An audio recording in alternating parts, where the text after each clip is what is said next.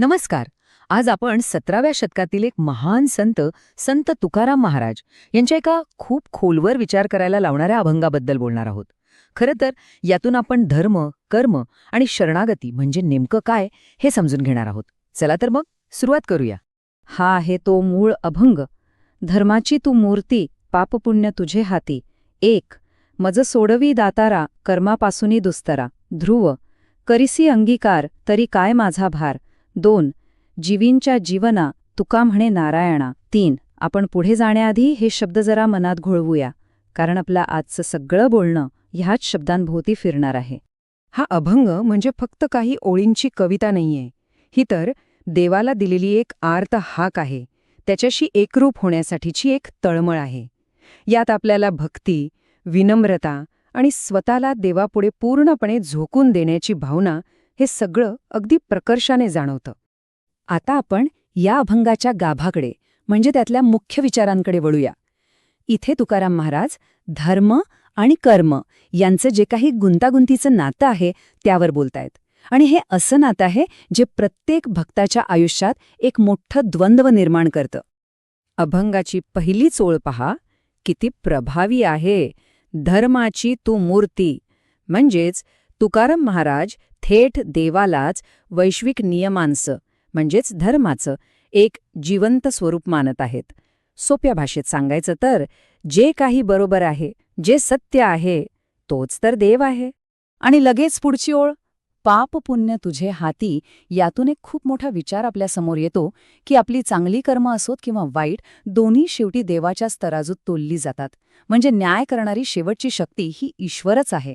आणि इथे या अभंगाचं सार आहे. ही एक अतिशय कळकळीची विनंती आहे.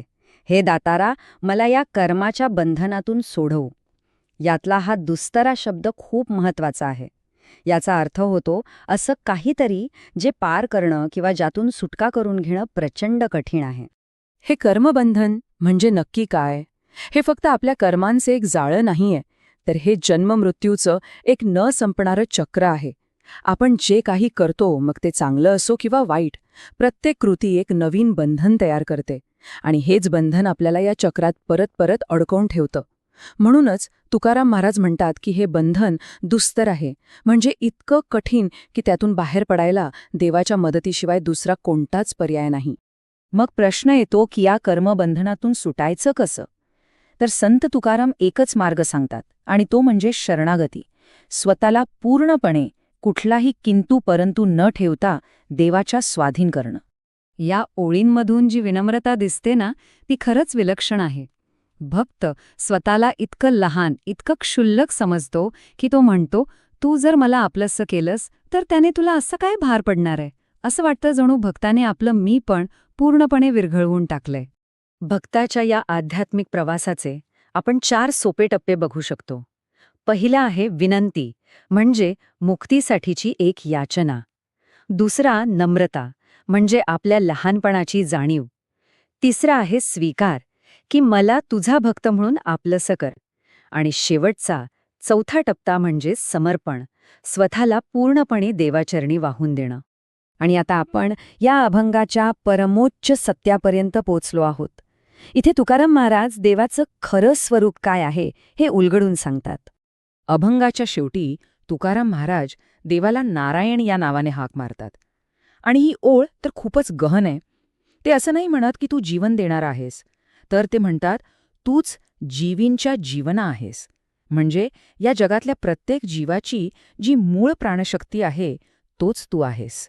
तर मग या अभंगाचा अंतिम संदेश काय मिळतो आपल्याला? तो हाच की नारायण म्हणजेच ईश्वर हाच या संपूर्ण सृष्टीचा, या विश्वाचा आधार आहे. तोच प्रत्येक सजीवामध्ये प्राणशक्तीच्या रूपाने वसलेला आहे. हेच या अभंगातून मिळणारं सर्वोच्च ज्ञान आहे. चला तर मग ह्या संपूर्ण अभंगाचा सार थोडक्यात पाहूया. ईश्वर हे धर्माचं जिवंत रूप आहे. कर्माचं बंधन हे इतकं घट्ट आहे की त्यातून सुटका केवळ देवाच्या कृपेनेच होऊ शकते. विनम्रता हाच देवाला आपलंसं करण्याचा मार्ग आहे. शरणागती हा श्रद्धेचा सर्वोच्च बिंदू आहे. आणि नारायणच या सृष्टीतील प्रत्येक जीवाचा प्राण आहे.